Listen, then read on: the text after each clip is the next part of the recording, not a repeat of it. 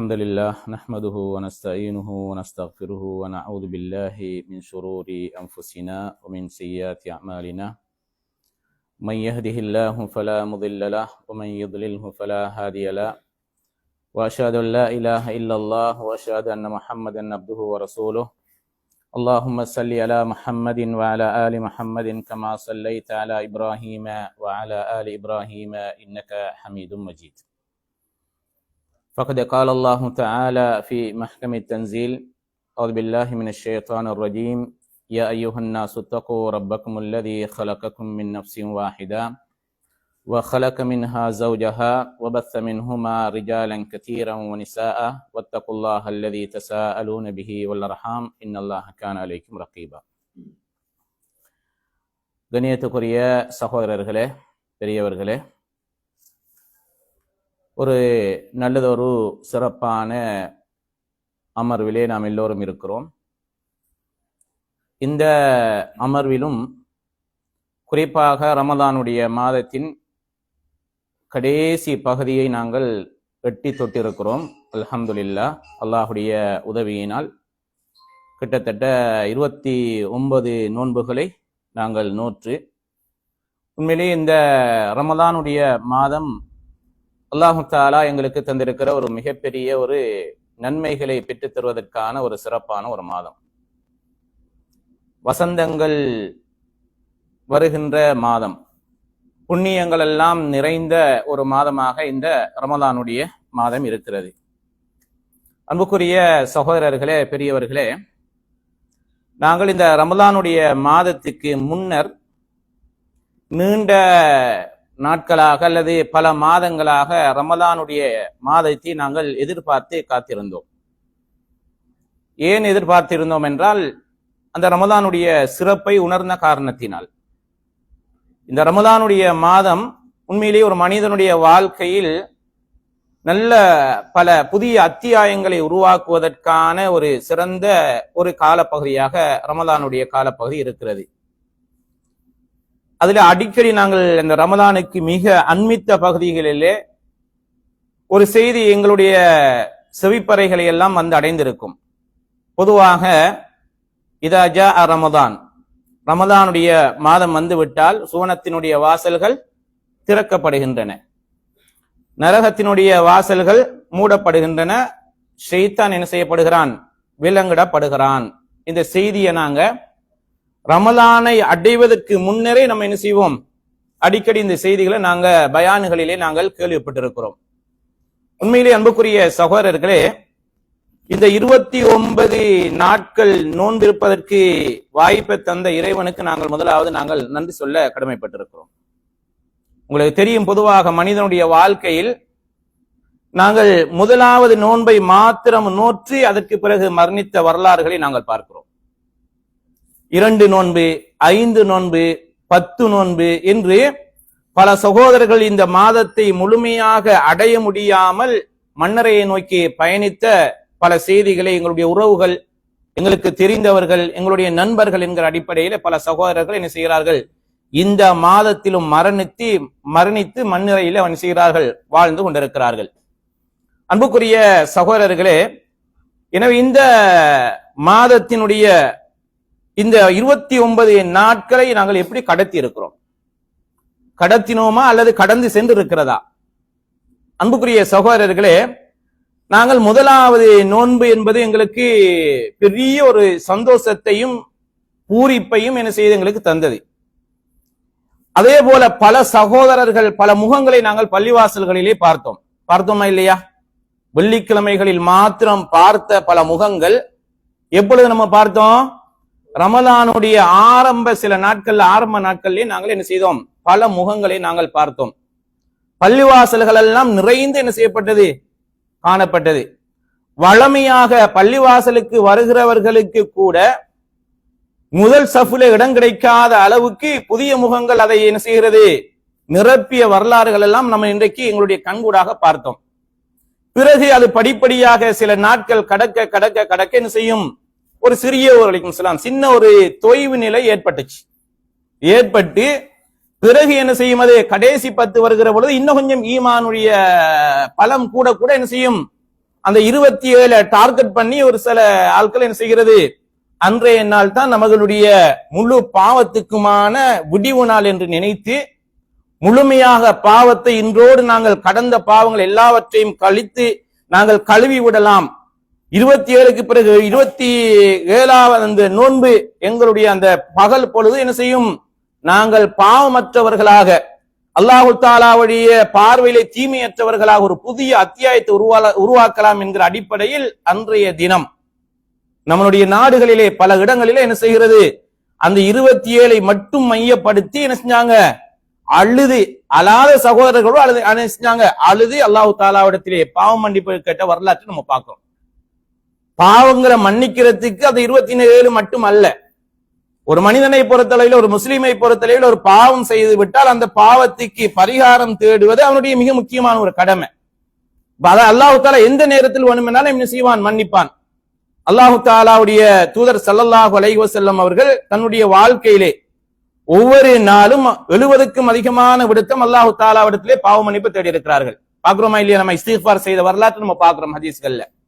இது யார்? இது ஒரு மனித குலத்தினுடைய தலைவர், ஒரு ஆன்மீக தலைவர், ஒரு அரசியல் தலைவர், நபிமார்களிலேயே சிறந்தவர் என்ன செய்கிறார், தன்னுடைய பாவத்தை தன்னுடைய தீயவைகளை களைந்து விட வேண்டும் என்பதற்காக வேண்டி ஒரு நாளைக்கு 70க்கும் அதிகமான விடுத்தம் தௌபா செய்த ஹதீஸ்களை நாங்கள் புகாரியில இன்னும் பல ஹதீஸ் நூல்கள்ல நாங்க பார்க்கிறோம். அன்புக்குரிய சகோதரர்களே, எனவே அந்த ரமதானுடைய கால பகுதியிலே நாங்கள் அடைந்த நன்மைகள் எப்படிங்கிறது நம்ம ஒரு முறை மீட்டி பார்க்கணும்.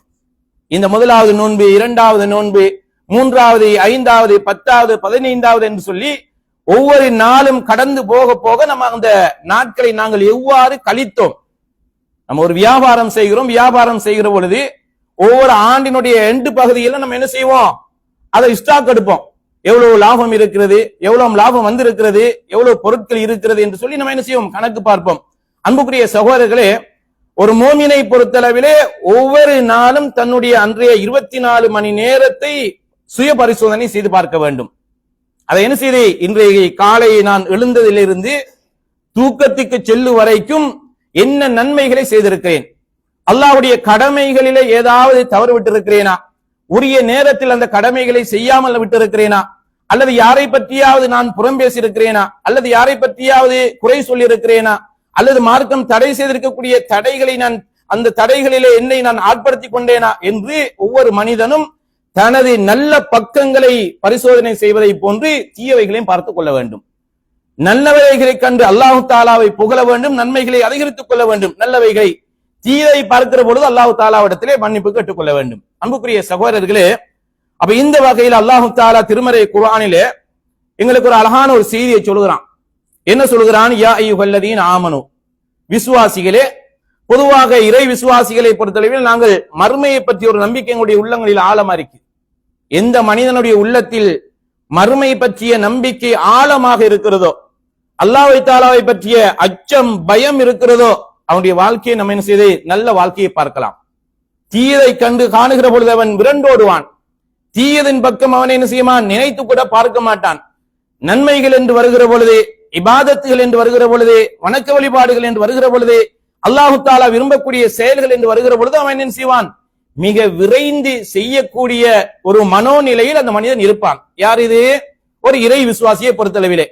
அப்ப நாங்க மறுமையை பற்றிய ஒரு நம்பிக்கையை பற்றி அல்லாஹு தஆலா இந்த வசனத்திலே இறை விசுவாசிகளே என்று அல்லாஹு தஆலா அழைத்து சொல்கிறான். இத்தகுல்லாஹ், முதலாவது சொல்கிறான், நீங்கள் அல்லாஹு தஆலாவை பயந்து கொள்ளுங்கள். யாரை பயப்படணும்? அல்லாஹு தஆலாவை பயந்து கொள்ள வேண்டும். நாங்கள் இந்த நோற்றிருக்கிற இந்த நோன்புகள், இந்த அல்லாஹு தஆலா இந்த ரமலானுடைய மாதத்தில் எங்களுக்கு நோன்பை கடமையாக்கினானே, இந்த நோன்பை கடமையாக்கியதற்கான மிக பிரதானமான நோக்கம் என்ன? என்ன நோக்கம்? தக்வா, இறையச்சம். இறையச்சம் தானே. இதுதான் இந்த நோன்பினுடைய மிக பிரதானமான என்ன செய்த நோக்கம். அப்ப அல்லாஹு தஆலா லஅல்லக்கும் தத்தகூன், நீங்க எவ்வாறு நோன்பிருப்பதினால நீங்கள் அடைகிற பிரயோசனம் என்ன? அல்லாஹு தஆலாவை நீங்கள் அஞ்சிக் கொள்வீர்கள்.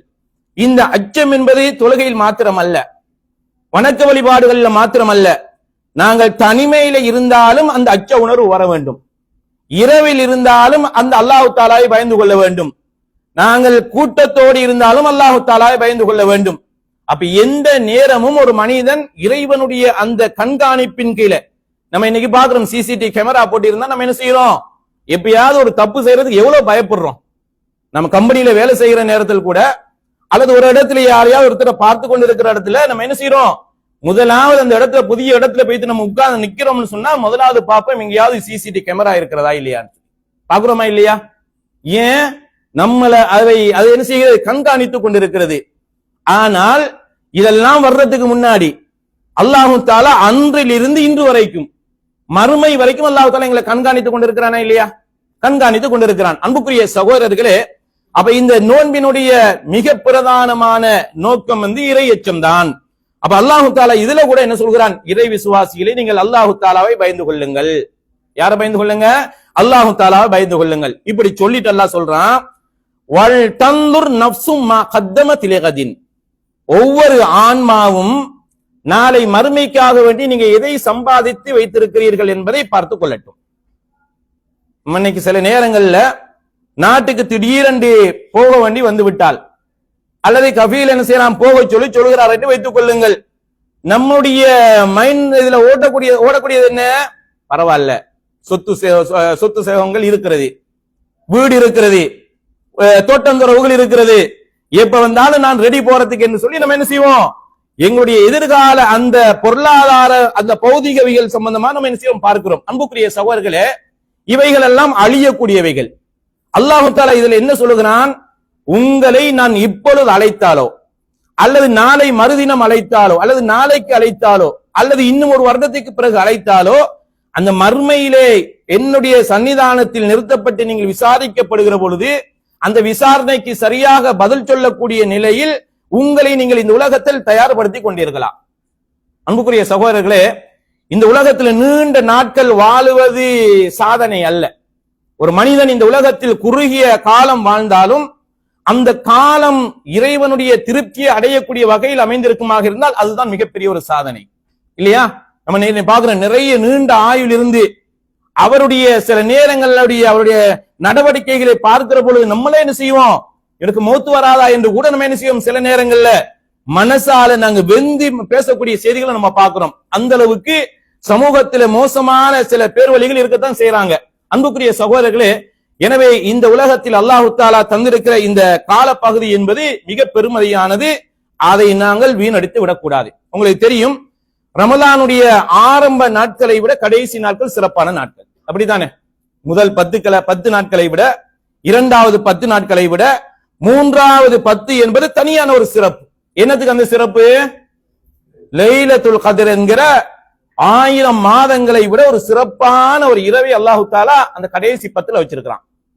அதுவும் ஒற்றைப்படியான இரவுகள் அல்லாஹு தஆலா என்ன செஞ்சிருக்கிறான், வைத்திருக்கிறதாக நபிகள் நாயகம் ஸல்லல்லாஹு அலைஹி வஸல்லம் அவர்கள் எங்களுக்கு சொல்லி தருகிறார்கள். அப்ப அந்த இரவில் தான் அல்லாஹு தஆலா என்ன செய்கிறான், அந்த லைலத்துல் கத்ருடைய இரவில் தான் எங்களுடைய இந்த மனித சமுதாயத்தினுடைய வழிகாட்டியாக இருக்கிற திருமறை குர்ஆனை அல்லாஹு தஆலா முதலாவது என்ன செய்தான், எங்களுக்கு படிப்படியாக இறக்குவதற்கான முதல் கட்ட ஆரம்ப 5 வசனங்களும் அல்லாஹு தஆலா இறக்குகிறான். எந்த அந்த வசனங்கள் 5? இக்ரா சூரத்துல் அலக்ல வரக்கூடிய முதல் 5 வசனங்களும் எப்ப இறக்கப்படுகிறது, லைலத்துல் கத்ருடைய இரவினுடைய இரவில் தான் முதலாவது இந்த 5 வசனங்கள் இறக்கப்படுகிறது. அன்புக்குரிய சகோதரர்களே, இதே இந்த லைலத்துல் கத்ருடைய சிறப்பை பத்தி நம்ம எல்லாம் நிறைய கேள்விப்பட்டிருக்கிறோம், நிறைய செய்திகளை படித்திருக்கிறோம், நிறைய பயான்களை கேட்டிருக்கிறோம். எனவே ஒரு முஸ்லிமை பொறுத்தளவில் இந்த நாள் அந்த ஒரு இரவு மிஸ் ஆகுறதுங்கிறது மிகப்பெரிய ஒரு துரதிர்ஷ்டவசம் தான் இல்லையா? எங்களுடைய ஆயுளிலே நாங்க 50 வருஷம் 70 வருஷம் 80 வருஷம் வாழ்ந்தாலும் இந்த அத்தனை வருஷங்கள் வாழ்ந்த காலப்பகுதியை நாங்கள் இபாதத் என்று கணக்கிட்டு நாங்க பார்த்தோம்னா எத்தனை வருஷம் இபாதத் செஞ்சிருப்போம்? ஒரு 5 வருஷம் அல்லது ஒரு 10 வருஷம் தேருமாங்கிறது கூட தெரியாது இல்லையா? சொல்ல முடியுமா நமக்கு? இல்ல, நான் கரெக்டா 5 வருஷம் சரியா செஞ்சிருக்கோம், அல்லாஹ் தஆலா ஏற்றுக்கொண்டார் என்கிற அடிப்படையில் நம்ம சொல்ல முடியுமா? யாருக்காத இபாதத்துக்களை சொல்ல முடியாது. நாங்கள் செய்கிற இபாதத்துகள் அல்லாஹ் தஆலா அங்கீகரித்தானா இல்லையா? இதுக்கு முழுமையான மார்க் வழங்கினானா, அல்லது அரவாசி வழங்கினானா, அல்லது சுத்தமா எதுவுமே கிடைக்கலையா, அல்லது எங்களுடைய இந்த இபாதத்துக்கள் எல்லாமே தவிடுபடியாக சர்க்குகளாக மாற்றப்படுமா, நாங்க முகஸ்துதிக்காக செஞ்சோமா இல்லையா என்று அல்லாஹ் தஆலா என்ன செய்து நாளைக்கு நாங்கள் விசாரிக்கப்படுகிற பொழுதுதான் அமல்களை நாங்க பார்க்கிற பொழுது சில நேரங்கள் வியந்து பார்க்க வேண்டி வரும். இருக்குமாக இருந்தால் அல்ஹம்துலில்லாஹ். ஆனால் இவ்வளவு இபாதத் செஞ்சோம், ஒரு இபாதத்துக்குரிய கூலிகளும் இங்க இல்லையே, பதிவுகள்ல இல்லை என்று சொன்னால் நாங்கள் செய்தவைகள் அது என்ன செய்யப்படல, சரியாக நாங்க செய்யல. மக்களுக்காக செஞ்சிருப்போம், புகழுக்காக செஞ்சிருப்போம், பேருக்காக வேண்டி செஞ்சிருப்போம், அல்ல அவன் பார்க்கிறானுங்கிறதுக்காக செஞ்சிருப்போம். அன்புக்குரிய சகோதரர்களே, எனவே இந்த உலகத்தில் ஒரு மூமின் வாழுகிற பொழுது எப்பொழுதுமே இறைவனுக்காக வேண்டி இந்த உலகத்தில் வாழ வேண்டும், இறைவனோடு நல்ல முறையில் நடந்து கொள்ள அவன் பழகி கொள்ள வேண்டும். இப்படி அல்லாஹு தஆலா மறுமைக்காக வேண்டி இந்த உலகத்தை பயன்படுத்த சொல்லி அல்லாஹு தஆலா சொல்லுகிறான். இந்த உலக வாழ்க்கை என்பது உங்களுக்கு தெரியும், பெருசா என்ன இருக்கிறது, பார்க்கிறதுக்கு சில நேரங்கள்ல கண்குளிர்ச்சியை தரலாம், சில நேரங்கள்ல பெருமதியான சொத்துக்கள் உலகத்தில் இருக்கலாம், பசுமையாக இருக்கிறத பார்க்கலாம், வீண் வேடிக்கைகளை பார்க்கலாம். இப்படித்தான் என்ன செய்கிறது இந்த உலகம் இருக்கிறது. அப்ப இந்த உலகத்தை பொறுத்தளவிலே ஒரு மோமினை பொறுத்தளவில் அவன் இந்த உலகத்தை மறுமைக்காக வேண்டி என்ன செய்வான், தயார்படுத்திக் கொள்வான். அது இபாதத்துக்கள்ல ஒரு அணுவளவாக இருந்தாலும் அந்த இபாதத்தை அவன் மிஸ் பண்ண மாட்டான். இப்படித்தான் இருக்கும் ஒரு முஸ்லிமை பொறுத்தளவில, ஒரு மோமினை பொறுத்தளவிலே. அப்ப அல்லாஹு தஆலா சொல்லுகிறான், நீங்கள் மறுமைக்காக வேண்டி என்ன செய்திருக்கிறீர்கள் என்பதை கொஞ்சம் யோசித்து பாருங்க. இது யாருக்குரிய அறிவுரை? இது எங்களுக்குரிய அறிவுரை, எனக்கும் தான் உங்களுக்கும் தான், எல்லோருக்கும் உரிய அறிவுரை. என்ன? நீங்கள் மறுமையில என்னை சந்திப்பதற்காக வேண்டி இந்த உலகத்தில் எதை நீங்கள் நிலைநாட்டி இருக்கிறீர்கள், எந்த இபாதத்துகளை செய்திருக்கிறீர்கள், என்னுடைய திருப்தியின் அடிப்படையில் உங்களுடைய இபாதத்துக்கள், நடவடிக்கைகள், உங்களுடைய பழக்க வழக்கங்கள், அன்றாட தேவைகள் எல்லாமே நிறைவு செய்யப்பட்டிருக்கிறதா என்று அல்லாஹு தஆலா என்ன செய்கிறான், சொல்லிட்டு சொல்லுகிறான், வத்தகுல்லாஹ். திரும்ப அல்லாஹ் சொல்றான், நீங்க அல்லாஹ் தஆலாவை பயந்து கொள்ளுங்க. திரும்ப என்ன செய்யறான், முதலாவது விசுவாசிகள் என்று கூப்பிட்டு அல்லாஹ்வை பயந்து கொள்ளுங்கன்னு சொல்லிட்டு மறுமைக்காக வேண்டி நீங்க என்னத்தை தயார்படுத்தி வச்சுக்கிறீங்க என்று அல்லாஹு தஆலா கேட்டுட்டு திரும்ப சொல்கிறான், என்ன, அல்லாஹு தஆலாவை பயந்து கொள்ளுங்கள். அப்ப இறையச்சம் என்பது ஒரு மனிதனுடைய வாழ்க்கையில மிக முக்கியமானது. தக்வாங்கிறது என்ன செய்யுது, இது கடையில வாங்கக்கூடிய ஒரு பொருள் அல்ல. ஒரு மனிதன் எந்த அளவுக்கு அல்லாஹ் தஆலாவை பயப்படுகிறான், இபாதத்துக்களை கூட்டிக் கொள்கிறது, தீமைகளில் தன்னை தற்காத்துக் கொள்வது, தன்னை பாதுகாத்துக் கொள்வது என்கிற அடிப்படையில இந்த தக்வா என்பது என்ன செய்யும், ஒவ்வொரு மனிதனுக்கும் இடையில வித்தியாசம் வரும் இல்லையா? சில நேரங்கள்ல சில மனிதர்கள் ரகசியமாக யாருமே இல்லாத நிலையில் பாவம் செய்ய பயப்படுவாங்க. இன்னும் சிலர் என்ன செய்வாங்க, 4 பேருக்கு முன்னால பாவம் செய்ய பயப்படுவாங்க. அன்புக்குரிய சகோதரர்களே, நேற்று ஒரு இடத்துல இஃப்தார் செய்து விட்டு செல்லுகிற பொழுது ஒரு சகோதரர் சொல்றாரு, நாங்க தொழுகைக்கு போறோம், இன்னொரு டீம் என்ன செய்கிறது, தொழுவிட்டு வெளியில வர்றாங்க, ஒரு 5 நிமிஷம் நாங்க பிந்திட்டோம். அப்ப போற நேரத்துல அந்த தொழுவிட்டு வர்றவர் என்ன செய்யறாரு, கையில போட்டு கசக்கிட்டு இப்படியே என்ன செய்யறாரு, வைக்கிறாரு மௌலவி, இது என்ன அப்படின்னு சொல்லி என்னட்ட கேட்டான். நானும் சொன்னேன், நானும் நிறைய பார்த்திருக்கிறேன். சரிதானே? அன்புக்குரிய சகோதரர்களே, பாருங்க, கிட்டத்தட்ட 12 மணி நேரம் அல்லது 13 மணி நேரம் அல்லாஹ்வுக்காக வேண்டி இருந்த நாங்க வாங்கு சொல்லி, அதுவும் அல்லாஹ்வுடைய கடமையை நிறைவேற்றிட்டு அதை விட்டு வெளியில வர்ற நேரம் என்ன செய்கிறது, திடீர்னு என்ன செய்யறது, இந்த ஷைத்தானிய வலைக்குள்ள அவங்க சிக்கிட்டாங்க. அன்புக்குரிய சகோதரர்களே, அப்ப இந்த இருக்கிற கால பதியை பாருங்க, நம்ம யாருக்காக நோன்பு இருக்கிறோம், அல்லாஹ்வுக்காக நோன்பு இருக்கிறோம். எங்களுடைய முன்னால தண்ணீரை பார்ப்போம், உணவை பார்ப்போம். நாங்கள் சில நேரங்களில் குடும்பமாக இருக்கிற நேரத்தில் மனைவி பக்கத்தில் இருப்பார், ஆனால் எதற்காக வேண்டியவைகளை எல்லாம் தடையா எடுக்கிறோம், அல்லாஹ் தஆலா தடை செஞ்சிருக்கிறான். அப்படித்தானே? நோன்பு அல்லாத காலங்களிலே ஹலால், ஆனால் நோன்பு காலத்தில் இது என்ன செய்யப்படுகிறது, பகல் நேரங்களிலே எங்களுக்கு தடை செய்யப்பட்டிருக்கிறது. யாருக்காக வேண்டி நம்ம இந்த நோன்பை நோக்கிறோம், யாருக்காக வேண்டி தடையாக இருக்கிறோம், யாருக்காக வேண்டி சாப்பிடாம இருக்கிறோம், யாருக்காக வேண்டி குடிக்காம இருக்கிறோம் என்றால் அல்லாஹ் தஆலாவுக்காண்டி உட்கார்ந்து இருக்கிறோம். அப்படித்தானே?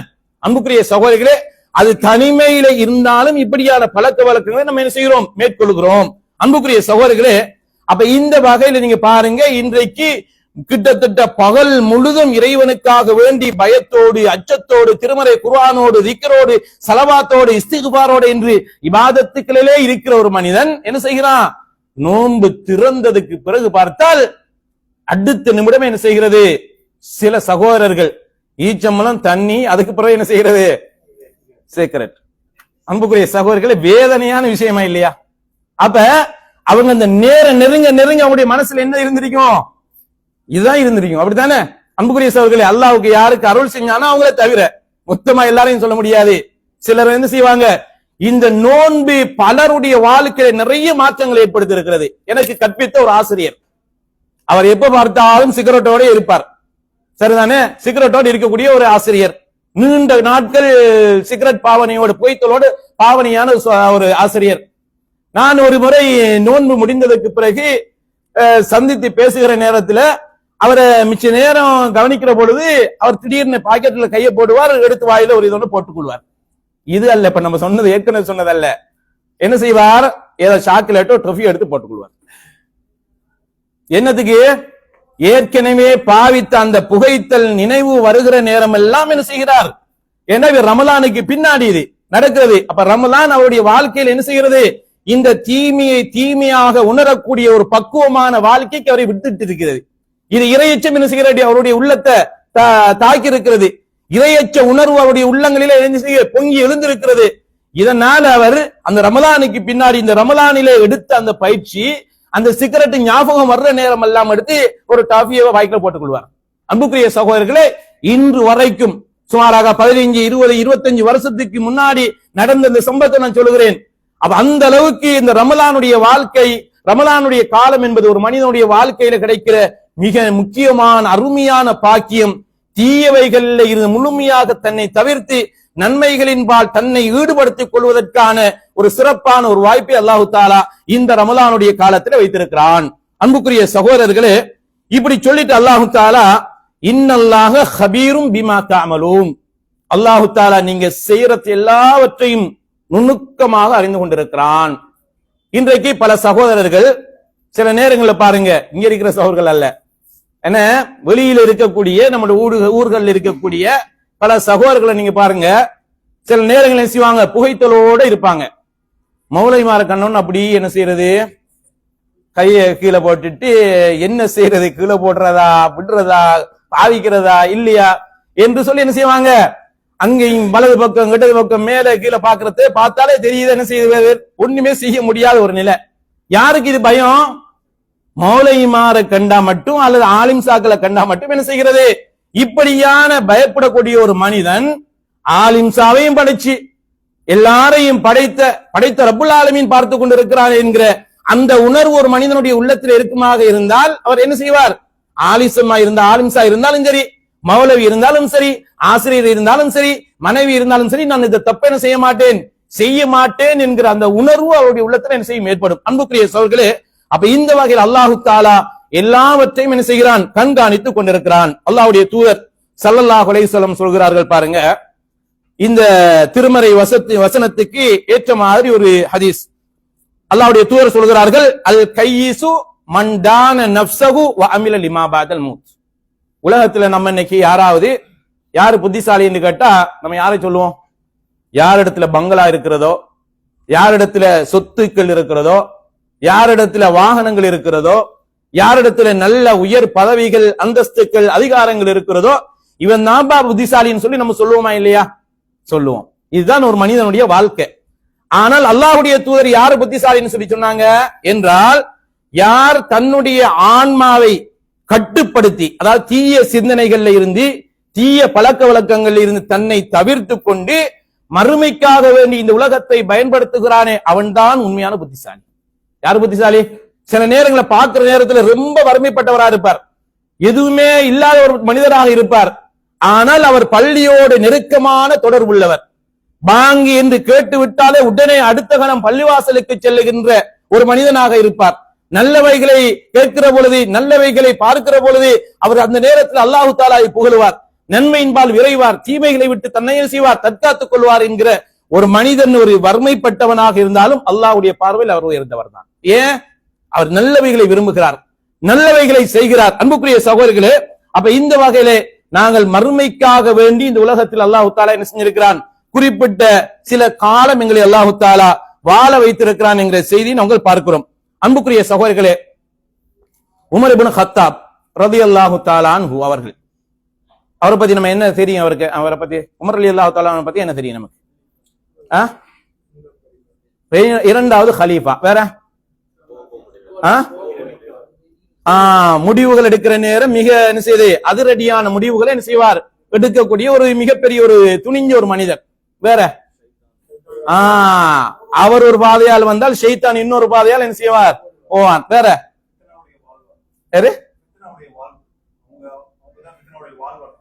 அவர் மிகப்பெரிய ஒரு சோதனையான ஒரு காலம், ஃபித்னாவுடைய காலத்துடைய பகுதியாக இருந்த உமர் ரலியல்லாஹு அன்ஹு ஆட்சி காலம். இப்படி பல சிறப்புகளை கொண்ட உமர் ரலியல்லாஹு தஆலா அன்ஹு அவங்க என்ன சொல்றாங்க, ஹாசிபு அன்ஃபுஸக்கும் கப்ல அன் துஹாசபு. நம்ம எல்லாம் நாளைக்கு மறுமையில அல்லாஹு தஆலாவுடைய சன்னிதானத்திலே நிறுத்தப்பட்டு விசாரிக்கப்படுவோமா இல்லையா?